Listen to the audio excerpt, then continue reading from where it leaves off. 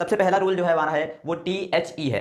T H E अक्सर देखा होगा कि कुछ लोग टी एच ई को द प्रोनाउंस करते हैं और कुछ लोग टी एच ई को दी प्रोनाउंस करते हैं। इसके पीछे का कभी रूल्स जानने की कोशिश की है कि इसके पीछे का क्या सीक्रेट है कि हम टी एच ई को द प्रोनाउंस कब करें और टी एच ई को दी प्रोनाउंस कब करें? तो सबसे पहले देखिए, इसके पीछे का सीक्रेट नहीं है, इसके पीछे रूल है। रूल क्या है कि जब टी एच ई के बाद हिंदी वॉवल साउंड वर्ड आता है, हिंदी वॉवल साउंड क्या होता है, यानी कि छोटा आ से लेकर के आ के बीच का जो हिंदी वॉवल होते हैं उनके बीच का अगर कोई भी साउंड आता है टी एच ई के बाद वाले शब्द में, तो तब हम टी एच ई को दी प्रोनाउंस करते हैं। यानी अगर टी एच ई के बाद ऐसा कोई वर्ड आता है जो कि हिंदी वॉवल साउंड का है, तो उसको हम टी एच ई को हम क्या प्रोनाउंस करेंगे? दी प्रोनाउंस करेंगे।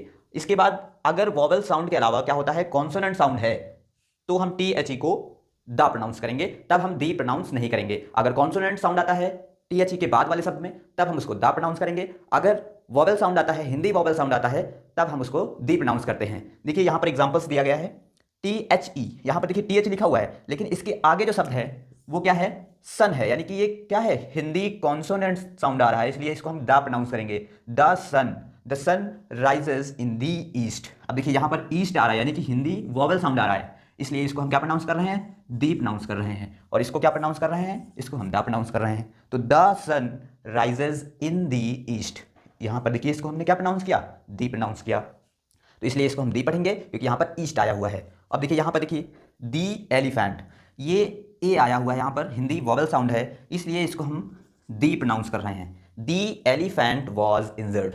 तो देखिए कितना सिंपल सा रूल है। चलिए अब दूसरा रूल जानते हैं। बहुत सिंपल रूल होते हैं।